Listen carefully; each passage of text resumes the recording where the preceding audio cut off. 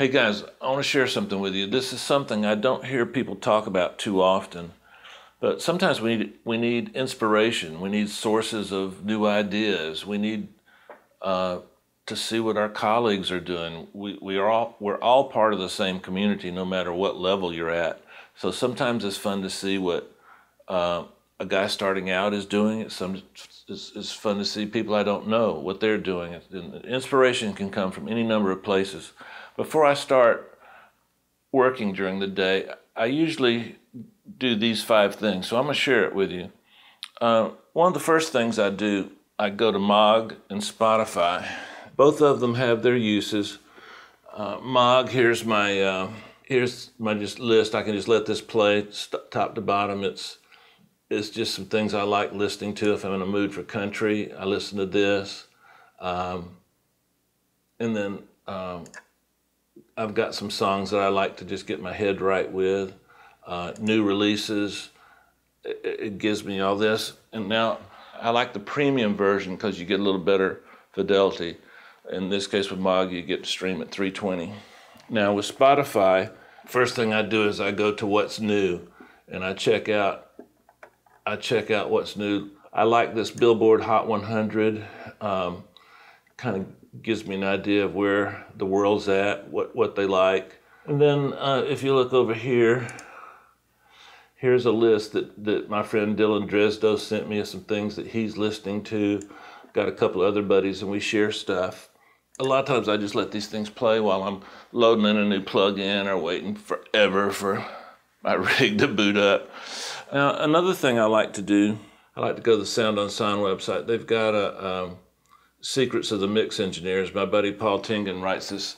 And I'll pick somebody that I'm not that familiar with and just kind of learn a little bit about them. Like today I ran into the Mumford & Sons, and so this kind of shows you where they were, a little bit about how the records were made, the equipment they used, some of the settings. They describe the process. Here's the Pro Tools session. On and on and on and on and on. I just like seeing what guys do, you know? I mean, we just love this profession, and man, there's some great information here. So this you actually can learn and steal stuff in terms of techniques. Another thing I love to do is go to Beatport.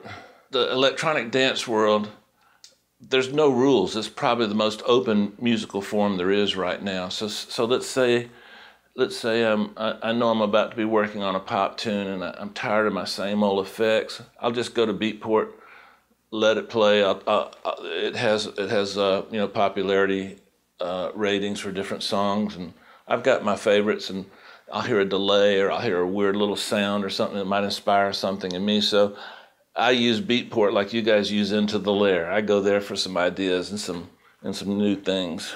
And it's a good thing to see what the electronic world is doing. Even if you're a rocker, there's applicable things there. Now, another thing I like to do, guys, I like to go to the manufacturer's sites.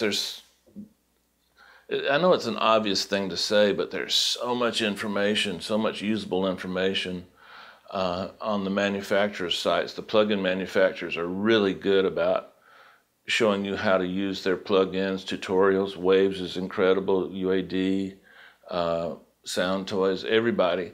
I picked this website because I'm here a lot. What I like to do is I like to go to the artist or the endorsers, or every site has users or something. They changed the name. So let's check it out. Let's go to user stories. And so let's see. Oh, our buddy Andrew, Joe, man. So Crystal Method, I know Ken, let's see what they're doing.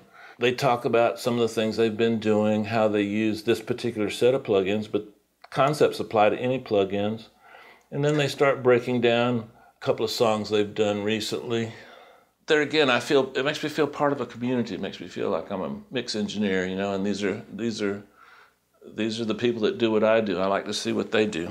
Another website that I use now, if you're into virtual synth, this is a great website. If you use Pro Tools, this is a great website. If you don't use Pro Tools, it might not be the perfect website for you, but you still should check it out. Find a website similar for your DAW. Russ Hughes all his stuff is good. So here we've got public beta. Look up here. This is one of my favorite things, free plugins. I go here all the time. And this is how I found out about a lot of the plugins I really like. Now they're free for everybody, so they're all good.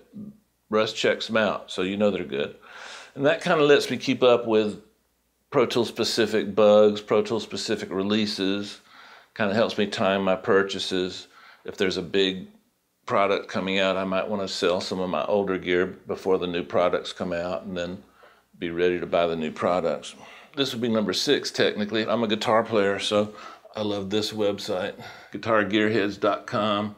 You get everything. I don't get to play guitar as much as I'd like to, so it's fun to see what's out there, what people are doing, what's available. Like I said, if you're a keyboard player, you might want to go to a keyboard-specific website. In combination, all these things get my day going. Some of them I use for inspiration, some of them I use as a way to keep from getting bored while I'm waiting for a plugin to load or a mix to download or a mix to upload. And it keeps me current, keeps me inspired, lets me know what my friends are doing, lets me know what people I don't know are doing, people I want to meet, and just generally keep up with this thing we call engineering that we all love so much.